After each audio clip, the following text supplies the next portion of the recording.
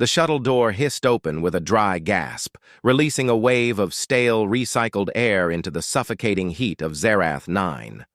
Sand immediately whipped into the opening, caught on the breeze that skated across the blistering dunes of the desert moon. The cadets stepped out one by one, blinking against the brightness of the twin suns overhead. Their suits shimmered with active shielding, high-tech materials adapting to the temperature as embedded sensors began real-time monitoring of their vital signs. Each cadet came from a different world, a different species, yet they all wore the same confident expression, the kind bred from the belief that advanced technology and elite training would always ensure survival. Emily Harris stepped out last. She was small by comparison to the others, a human, barely over 5 feet tall, with a lean frame shaped not by cybernetic augmentation, but by long-distance hiking on Earth's harshest terrains. Her dusty blonde hair was tied back beneath a wide-brimmed cloth cap. She wore a lightweight desert suit with no visible shields, no glowing telemetry or biometric readouts, and on her shoulder hung a simple canvas strap. Attached to it, bouncing gently against her hip, was a dented aluminum water bottle, scratched, scorched in places, and covered in faded unit markings. A few steps ahead, a tall cadet from the crystalline planet Valtheron turned toward her. His skin reflected the sunlight like cut glass, and his hydration system glowed with soft blue pulses. He pointed a segmented finger at her canteen and let out a sharp, echoing laugh. "Primitive Earth trinkets," he muttered. Another cadet, a scaly, four-eyed being from the Swell Collective, sneered and added, "Maybe she brought flint and sticks, too." Emily said nothing. She adjusted the strap on her shoulder, checked the seal on her canteen, and looked out across the sands. In the distance, jagged black rocks broke the monotony of the dunes, and a single thin cloud trailed across the burning sky. A moment later, a mechanical voice echoed across the open plain, the briefing AI installed in each cadet's comlink. "Cadets, welcome to Trial Zone Epsilon. Survival parameters are active. Duration, 72 hours. Objective, maintain hydration and vitals without external assistance. Planet-wide tech blackout expected within 18 hours. Prepare accordingly. Emergency beacons are disabled until extraction. Begin." The announcement ended with a beep, and silence settled over the group like a layer of dust. The alien cadets began spreading out in pairs or small units, activating drones, setting up mobile hydration units, or scanning the terrain for moisture pockets. Miniature hoverpods zipped out from backpacks, unfolding solar panels or deploying atmospheric condensers. Some used sonar to scan underground aquifers. It was a beautiful symphony of technology, sleek, efficient, and utterly dependent on power. Emily watched them for a moment, then walked alone toward a rocky outcrop that cast a bit of shade. Her boots sank into the soft sand, and she moved with the practiced ease of someone who understood how deserts worked. Not in theory, but in rhythm. She didn't activate anything, didn't call on support drones or attempt to drill. Instead, she found a crevice in the rock face, cleared out some debris, and laid down her gear. Her only tech was the canteen and a small foldable metal frame that clicked into place like a camp stove. She assembled a triangular reflector from what looked like broken mirrors and aligned it toward the suns. As she worked, a group of cadets passed nearby, 2 reptilian twins with large round eyes and thin, elongated limbs. One of them tilted his head and said loudly, "You realize you'll die out here without atmospheric filtration. That thing," he gestured at her canteen, "can't hold more than a day's worth." She looked up and smiled faintly. "Good thing I plan to make more." He snorted and moved on. Emily unlatched the canteen's bottom panel and removed a small, collapsible bowl. She poured a small amount of water into it, checked its clarity, and sealed the bottle again. Then, she placed the bowl beneath the reflector, adjusted a transparent lid over it, and left it in the sun. Condensation began to form slowly on the lid's underside. She watched a few droplets slide to the edge and fall into a catch tube, then turned back to sit under the rock's shadow. By mid-afternoon, the desert floor pulsed with waves of heat. The alien cadets began to look visibly uncomfortable, even with their active suits. Some had removed outer layers to vent heat. Others retreated to makeshift shade tents while their tech systems worked overtime. A few had already begun rationing, dividing water packs and cross-checking filtration rates. One blue-skinned cadet began yelling at her drone when it jammed in the sand. Another's solar panel cracked after wind-blown grit scoured it. Emily remained still. She read from a small notebook, occasionally reaching for her canteen to take slow, measured sips. Around her, nothing glowed, nothing buzzed, nothing beeped. By evening, tensions among the alien cadets had grown. Some began arguing over moisture readings, while others checked their units repeatedly, hoping the data was wrong. One tall cadet with a long neck and translucent skin finally approached Emily's rock. He glanced at her setup, the little bowl, the mirrored reflector, the line of collected droplets in a clear tube. "That's it?" he asked, disbelief clear in his voice. She looked up and nodded. "Solar distillation. Slow but steady. Works on almost any planet with heat and some moisture in the air. Learned it when I was 12. He stared, then shook his head. "This is supposed to be a professional academy, not a child's science fair. Tell that to the water," she said calmly. He walked away, muttering under his breath. Nightfall came quickly, and with it, a drastic drop in temperature. The aliens huddled near portable heating elements, most of which had to be powered manually now to conserve energy. Emily wrapped herself in a thermal blanket, ate a few protein bars, and checked her canteen. It was nearly full again. She lay back, looking at the stars overhead. So many of them, unfamiliar constellations blinking above an unfamiliar world. But the silence was familiar. The rhythm of heat, cold, and survival was familiar. And her canteen, old as it was, hummed faintly with the sound of something she trusted more than any alien device. Simplicity. Tomorrow would be hotter, and soon the EMP would come. But Emily had already prepared for that. The others still believed the blackout was a theoretical inconvenience. She knew it was the real test. She closed her eyes and listened as the wind began to pick up again, soft grains of sand tapping gently against her reflector. The desert was patient, and so was she. The first full day on Zerath 9 began not with the sun, but with a vibration that hummed beneath the sand.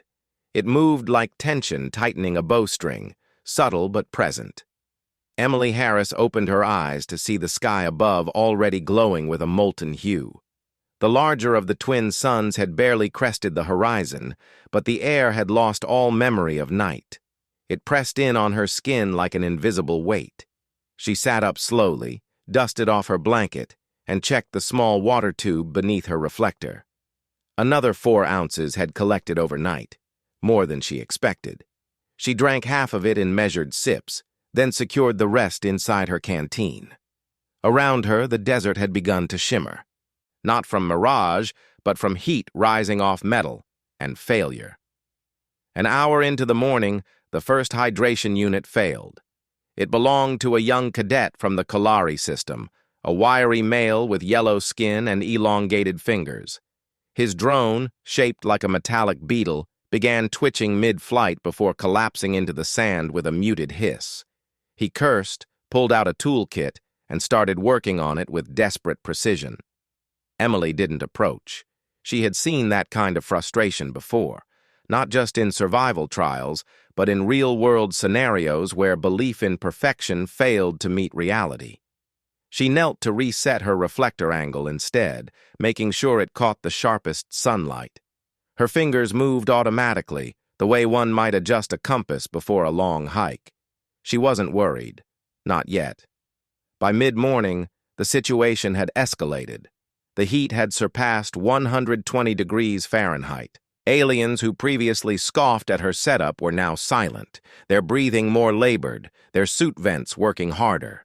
Some had moved into caves and shadows to escape the suns, but there was little moisture in those pockets, only more dust, more heat, and disappointment. A towering female cadet from the Mirashi Republic knelt near her atmospheric condenser. She was reptilian, with green-gray skin that glistened even without sweat glands.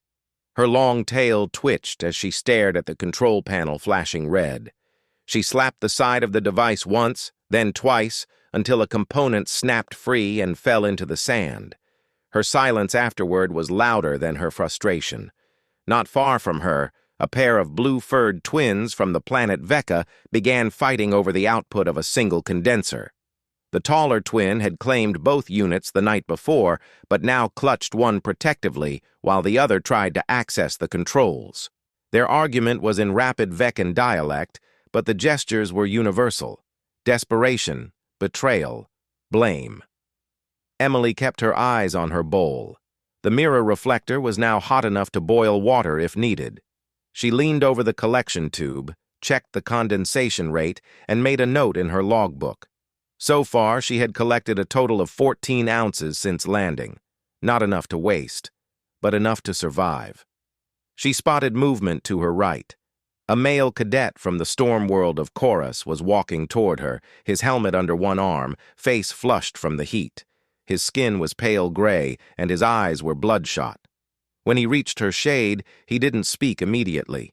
He stood awkwardly near her rock shelter, scanning her setup as if trying to find the hidden tech behind it. "That thing still working?" he finally asked, gesturing with his chin toward the canteen. She nodded.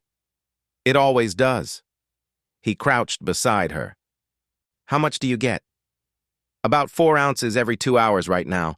Depends on the angle, sun intensity, and ambient humidity." She paused. "You?" He looked down. "My drone's dead." The backup filter overheated. "I've got half a pouch left." "Then stop moving," she said calmly. "You'll sweat out more than you save." He gave a short, bitter laugh. "We built machines that survive on lava planets, and here I am, outperformed by a bottle." Emily didn't say anything. She simply reached behind her pack and retrieved a small cloth pouch. Inside was a piece of reflective foil, which she handed him. "Angle this near your suit's chest plate. Reflects some heat.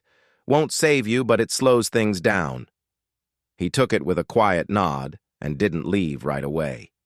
By noon, the first cadet collapsed. The scaly female from Mirashi was discovered face down near her broken condenser, breathing shallowly. Her suit's vitals alert had failed to broadcast. A medical drone was dispatched immediately, a concession made by the Academy only for total system shutdown or imminent death. She was lifted gently onto a stretcher and taken to the command tent for removal from the trial. Her departure triggered a ripple effect. Now, more cadets began speaking openly about failure. A nervous tension spread across the camp like a second atmosphere, one built not of oxygen and heat, but quiet dread. Emily remained still under her rock, watching. She took notes, sipped water, and checked her pulse twice per hour. Her breathing stayed steady. Her body had long been trained to handle extremes. Earth was not a gentle planet. She had survived Death Valley, the Mojave, and the Atacama Desert with nothing but field tools and memory. Zerath 9 was hot, yes, but it was honest. It told you exactly what it wanted: respect. That afternoon, a second wave of failures began. Several atmospheric condensers, now coated with fine dust, stopped producing. Solar panels started cracking from the heat. Drones either melted or malfunctioned. Hydration systems lost pressure. The few that still worked were hoarded silently, guarded like treasure. Only one cadet seemed unfazed, a lean, sharp-eyed male from the Karkith species whose biology allowed him to retain fluids better than most. He moved methodically, gathering data from the others, but always circling Emily's spot. He never spoke to her, but his glances lingered too long. She noticed, but didn't react. Paranoia could wait. By late afternoon, a dry wind began to rise. Not enough for a storm, but enough to pick up the smallest grains and drive them into machinery and eyes. Emily secured a scarf across her face, lowered her visor, and huddled closer to the rock. The reflector still worked, though she had to adjust it frequently now. Someone shouted in the distance. A fight had broken out. 2 cadets, a grok male and a female from the Tharari Dominion, were wrestling over a water pack. One had stolen it from the other's supply. The fight was messy and loud, but it ended with instructors intervening and disqualifying both. They were escorted off the field, arguing all the way. The message was clear. Water had become currency. Control had become fragile.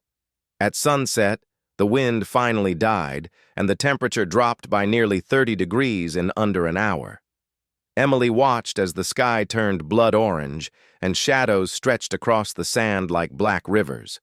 Around her, the once proud cadets now looked hollow-eyed and sunburnt. Some avoided each other. Others lay motionless, eyes open, staring at nothing. Her canteen was 2/3 full. She had enough to last another day. She allowed herself a single thought before sleep. Tomorrow would separate those who adapted from those who refused to. The desert was not interested in origin, race, or pride. It simply measured choices. She closed her eyes and listened to the silence, disturbed only by the faint whistle of cooling rocks and the soft drip of condensation in the dark. At precisely 4 o'clock local time, the sky cracked without warning. It wasn't thunder, nor the growl of wind or rock slide. It was silence interrupted, a ripping absence that seemed to suck all ambient sound from the desert at once. Emily Harris opened her eyes to see the stars above blink once, then shimmer like heat mirage. A second later, the ground beneath her vibrated, a slow, low pulse that traveled up her spine like a memory. She didn't sit up immediately. Instead, she reached to her right and pressed a finger to the side of her canteen. Still warm, still sealed. No internal pressure change.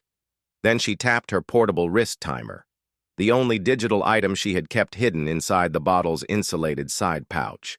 No response. The screen remained black, inert. The electromagnetic pulse had arrived. All across the desert, muted beeps died mid-cycle. Drones fell from the sky in brief metallic screams. Condenser lights flickered once, then faded to nothing. Solar shields collapsed like dead sails. From several directions, voices cried out, startled, angry, afraid. The faint buzz that once floated above the cadet field, the ambient hum of machines thinking, vanished completely. Emily finally sat up. Her shelter still stood. Her reflector had not moved during the night. The bowl beneath it contained the same level of condensation she had collected before sleep. She reached for her canteen and poured the fresh water in slowly, then sealed it tight. No alarms warned her. No alerts guided her. But she didn't need them. From the nearby ridge, a male cadet shouted something in Vortan dialect. Emily looked toward him briefly. He was waving at a grounded drone, its wings half buried in the sand. A second cadet ran toward him, holding a dead comm link. Both of them stood still after a few seconds, stunned. The realization of total failure was beginning to spread. She folded her blanket, tucked her gear into a corner of the rock overhang, and began heating water using her backup setup. 2 concave steel plates that focused solar rays through a small aperture. It wasn't fast, but it didn't require any power. She placed a metal cup in the center and sat cross-legged to wait. By sunrise, the temperature had risen 10 degrees, and panic had taken full root in the remaining cadets. One female from the Siraxi Alliance attempted to reboot her filtration harness manually. She had removed its casing and exposed the internal cooling channels, but the surge had cooked the circuitry. Another cadet, a tall male from the Fexari Dominion, tore open his own gear with shaking hands and started yelling when he realized even the emergency beacon was fried. Emily watched from a distance. She didn't speak unless spoken to. She knew better than to offer advice in the early stages of collapse. Her role was not to convince, it was to endure. Later that morning, she ventured out to scout the surrounding terrain. She followed the shadow line along the ridge, marking distances with small rocks and checking for changes in airflow that might lead to underground pockets or plant growth. After half an hour, she found a patch of sun-bleached moss clinging to the north side of a boulder. It was brittle but fresh, meaning there was moisture beneath. She marked the spot and returned to camp. By the time she arrived back, 2 more cadets had dropped from heat exhaustion. Their suits had failed entirely. Without internal regulation or insulation, their species were unequipped to handle the temperature swings. One was already unconscious, his tongue swollen, face tight with dehydration. The instructors deployed emergency extraction for both, though even the med drones moved slower than usual. Manual override systems took longer to engage. Emily remained under the rock, cleaning out her cup with a scrap of cloth and preparing the next distillation cycle. Her canteen sat nearby, dented, quiet, and fully functional. She checked the latch and rotated the bottom compartment, confirming the purifier's ceramic filter had survived the heat. It wasn't perfect. It never had been. But it worked. Around midday, the Kharkith male who had been circling her camp finally approached. His movement was precise, almost predatory, but restrained. He stopped 2 meters from her reflector and crossed his arms. "You planned for this," he said. Emily nodded once. "Yes." He studied her setup, his black eyes narrowing slightly. "Your bottle. It doesn't rely on charge?" "No," she answered. "Solar heat, gravity, and capillary flow. Earth survival tech. From before our orbiters ever reached Luna." He blinked, then crouched beside her reflector. "You could have told us." "I did. You didn't listen." He didn't argue. After a pause, he glanced at the canteen. "How much do you have?" "Enough." "For you," he clarified. "Yes." Another pause. His jaw flexed slightly. "What if others need help?" She didn't look at him. "Then others have to make a choice." He stood and walked away. Within the hour, more cadets arrived near her rock shelter. Not all approached her directly. Some lingered nearby, pretending to check gear or examine terrain. But all watched her canteen.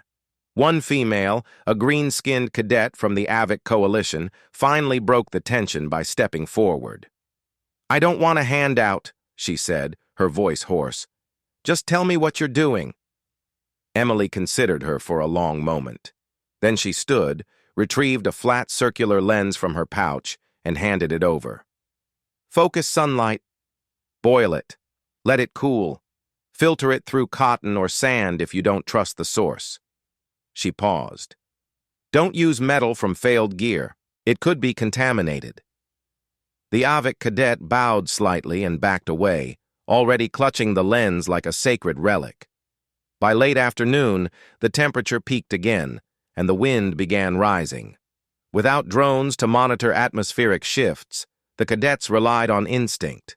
Some buried themselves in shallow sand trenches. Others hid behind boulders, their mouths covered with cloth or makeshift filters. Emily repositioned her reflector to shield the bowl and secured her gear beneath the rock shelf.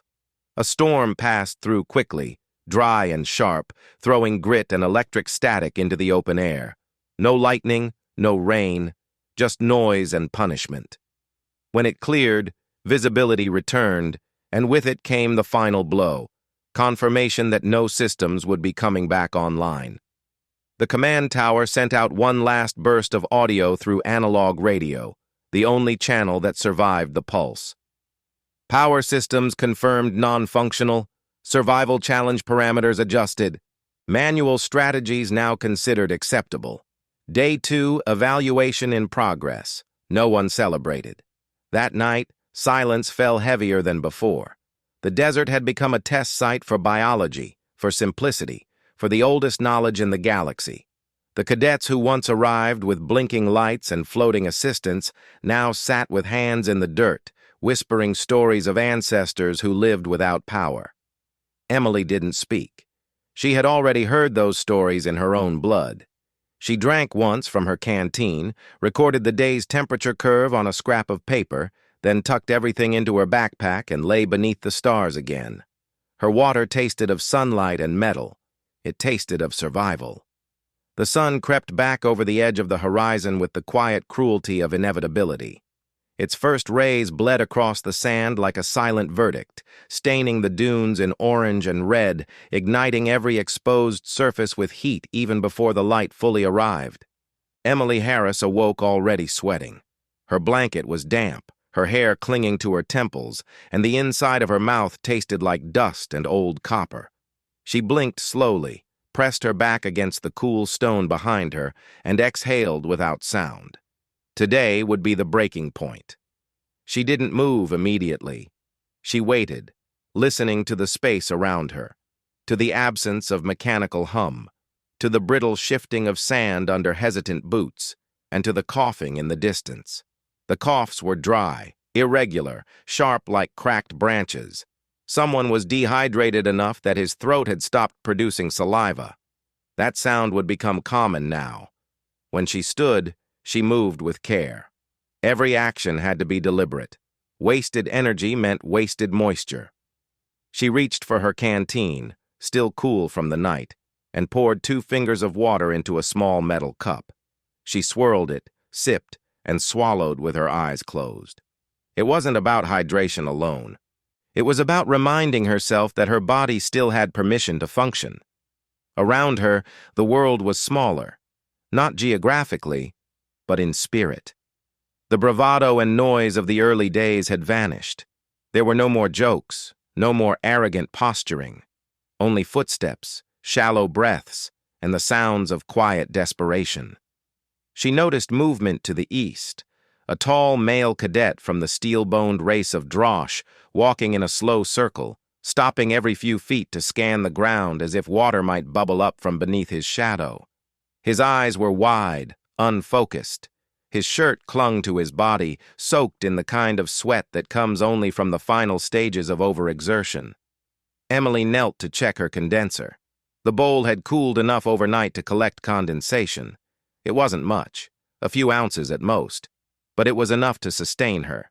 She added it to her canteen and rotated the filter disc at the base, the movement smooth, familiar.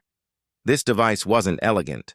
It was dented and old, with scratches across the surface that told a story no alien design could replicate. But it still worked. As she sat back against the rock, the first figure approached. He came slowly, not out of caution, but from lack of energy. A young male cadet from the aquatic world of Sarn, whose physiology was poorly adapted to prolonged aridity, stumbled toward her shelter with both hands out, palms open. He didn't speak right away. His eyes were red and swollen. His hydration suit had melted against his skin, forming hardened seams around his shoulders. When he opened his mouth, the sound that came out wasn't language but plea. Emily met his gaze and nodded once. She reached into her pouch and retrieved a flat cloth square, then poured a small amount of water onto it before handing it over. He took it with trembling fingers, pressing it to his face as if it were a sacred object. He didn't ask for more. He just sat nearby, eyes closed, breathing through the fabric. Soon after, another came, the Karkith male who had spoken to her 2 days before. He looked worse now. The edges of his exoskin had cracked from dryness. He crouched beside her, his movements still precise but slower, strained. "I rationed what I had," he said quietly. "It wasn't enough." She nodded. "It never is, when you depend on machines alone." He looked at her canteen. "How many can you help?" Emily didn't answer. Not because she didn't want to, but because the answer wasn't fixed. It depended on heat, sunlight, and her own ability to keep functioning. She would give what she could, but she would not die for them. That had been decided long before Zerath. By noon, the first line had formed. It wasn't formal. No one declared it. But word had spread, and cadets began arriving in slow, staggered movements, one by one, all toward her rock shelter. They didn't demand. Most didn't even speak. They stood nearby, watching the metal cup, the makeshift still, the canteen that defied every rule of power dependency they had learned. The thirst had silenced pride. One female from the Vorkan consortium knelt in the sand and offered her own tools, filters, wires, cracked panels, in exchange for a mouthful. Another cadet, barely able to stand, just collapsed in the shade nearby and lay there without a word. Emily gave what she could. A capful here, a cloth soaked and passed hand to hand. She taught those who asked how to rig a solar funnel, how to find moss under shaded rocks, how to listen for airflow that hinted at underground moisture. She drew diagrams in the sand, let them photograph the setups, even tore strips from her own blanket to act as improvised filters. But she never gave more than she could spare. By late afternoon, the desert had become a parade of the humbled. The same cadets who once laughed at her gear now crouched at her feet, waiting for instructions. Her rock overhang had become a sanctuary. Not because it offered perfect shelter, but because it symbolized survival without reliance. Cadets from nearly every species had gathered, some helping one another, others too broken to move. Then came the request. A tall male from the Kraval species, strong, fast, and brutal in training, approached her with authority. His skin was burned along the collar, his lips cracked, but his posture was still upright. He pointed at her canteen. "You've kept enough for yourself," he said. "It's time to share everything. Give it to us. We'll divide it fairly." Emily stood up slowly. The others watched. She held the canteen with one hand, her fingers wrapped tight around the dented metal. "I've been sharing," she said. "More than anyone else here." "Not enough," he growled. "If you keep it, someone will die." She stepped forward, close enough that the sun reflected in both their eyes. "If I give it away, we all die. Because you don't know how to use it. And you won't learn if everything's handed to you like before." He didn't move. For a moment, she thought he might strike her. His fists were clenched. His body shook, not from rage, but from weakness. Then he dropped to one knee, not in surrender, but in collapse. Emily caught him before his head hit the stone. She lowered him gently, reached for her cloth, and dampened it again. The line behind him didn't move. She looked up. "I'm not your savior," she said. "I'm just the one who came prepared." No one argued. That night, no cadet left her shelter. They formed a loose circle around it, some lying flat, others propped against stones. There was no conversation, only breathing, only survival. Emily sat by her bowl, checking the water level every hour. She didn't sleep. She didn't need to. Not yet. Her canteen sat beside her, warm and half full, still working, still waiting. The stars above flickered in silence. No one looked at them. All eyes remained on the earth, and the bottle that had outlived everything else. The recall beacon ignited at sunrise, pulsing amber light across the sky like a lighthouse fire slicing through fog. It shimmered above the horizon, not loud, not violent, just steady. A signal not of rescue, but of completion. The trial was over. Emily Harris didn't stand right away. Her legs were numb from the way she had sat through the night, cross-legged beside her condenser bowl, arms resting on her knees, her eyes tracing constellations that no longer meant mystery, only routine. Around her, the other cadets had begun to stir. Some sat upright slowly, others remained slumped in exhaustion, but every one of them turned toward the beacon. No one spoke, no one cheered. The desert hadn't broken them. It had changed them. She reached for her canteen, checked the level, and took a final measured sip. The metal was hot in her hand. The dent near the bottom had deepened from an impact she hadn't even felt yesterday. She turned it once in her palm, almost absently, then tucked it back into her pack. The bottle had done its job. Now it was just metal again. An extraction rover crested the dune a few minutes later, kicking up a long arc of sand in its wake. The wind flattened the trail within seconds. The vehicle was bulky, matte black, designed more for efficiency than comfort, but its arrival meant safety. The academy instructors had returned. When the hatch hissed open, a single figure stepped out. He was tall, insectoid, and wore a blue-lined uniform with silver rank markings on each shoulder. Commander Trassen. His mandibles twitched once as he surveyed the group, scanning for movement, tallying survivors. He didn't speak until the rover's engines powered down completely. "You were told this trial would be difficult," he said, voice rasping but clear. "You were warned about dependence. You were instructed to prepare for failure of systems." He turned slowly in place, his narrow eyes pausing on each cadet. Some looked down. Others held his gaze with sunken but steady eyes. 29 entered this zone, he continued. 17 remain without extraction. Of those 17, only 6 completed the full survival duration without medical aid. 1 cadet provided assistance to over half the field without failing her own requirements. 1 cadet completed the hydration metric using no active technology. 1 cadet, he said, now turning directly toward Emily, has taught the rest of you more than any simulation we could engineer. She didn't react. She remained seated, her face calm, not smug. The words weren't a surprise. Recognition had not been her goal. "You will all return to base," Trassen continued. "There, you will be debriefed. You will explain your failures in detail, and then you will rebuild your understanding of survival from zero." He gestured to the rover. The cadets began boarding slowly. Some had to be helped in. 1 cadet, the female from the Avic Coalition, paused beside Emily before stepping inside. She didn't speak.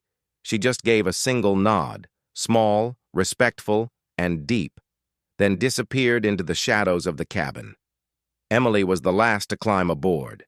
Inside, the rover smelled of sterilized air and mechanical grease. The contrast with the dry mineral wind of the desert hit her like a slap. She sat near the rear, her pack on her lap, canteen still clutched in her right hand. Across from her, the Kharkith male, the one who had once spoken with such certainty, leaned forward slightly. "You could have kept it all," he said. "But you didn't." She looked at him, her voice flat. "It wouldn't have made a difference." He nodded. "No." But it did.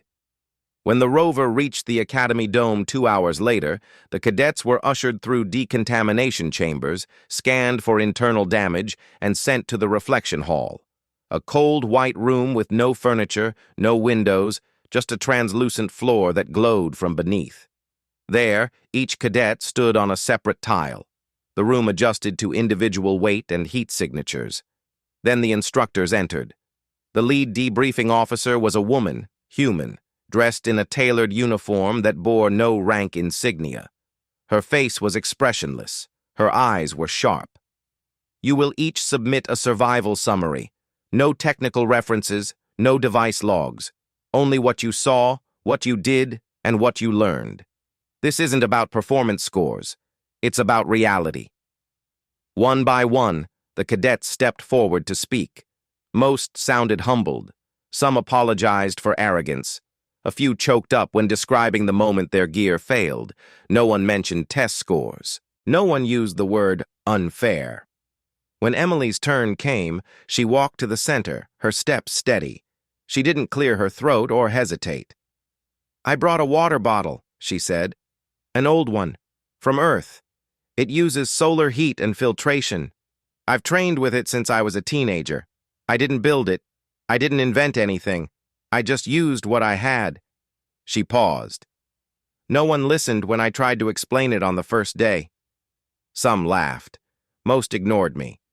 After the EMP, they came back. I helped them. I taught what I could. I didn't help everyone. I couldn't. But I helped those who were willing to adapt. She reached into her bag, pulled out the canteen, and held it up. This was enough. Not because it was powerful, but because it didn't need power. It didn't need perfection. It just needed to be used by someone who knew what to do when everything else failed.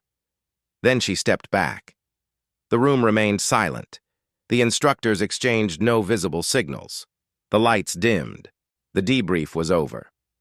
That night, she walked alone through the upper observation ring of the academy, a curved glass corridor that overlooked the moonscape. The stars were visible through the glass, brilliant and cold. She sat on a bench overlooking the western ridge, pulled the canteen from her pack one last time, and placed it beside her. Footsteps approached. It was Trassen. He didn't sit immediately. He stood behind the bench, his compound eyes fixed on the horizon. "Your planet," he said, "has sent strange cadets before. Some aggressive, some stubborn, but not like you." Emily glanced at him. "She didn't send me," she replied. "I came to learn." "Did you?" She nodded. "That simplicity survives. And pride doesn't," he finally sat beside her. "The canteen," he said. "May we keep it?" She looked down at the dented metal.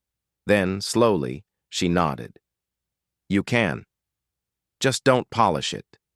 He let out a clicking sound that might have been amusement. A week later, her canteen sat in the Hall of Survival Methodologies. It wasn't displayed in a glass box or behind a shield. It hung from a simple hook, scratched and uncleaned, beside a plaque that read, "Cadet Emily Harris, Zerath Trial, survived without systems, taught without pride, led without asking." No lights blinked beside it, no sound played. Visitors passed by, some stopping, some not. But those who had lived through the trial always paused. Some reached out and touched the dented surface, gently, reverently. In the end, the lesson was not about water. It was about remembering what still works when everything else doesn't. And that sometimes, the oldest tools teach the newest truths.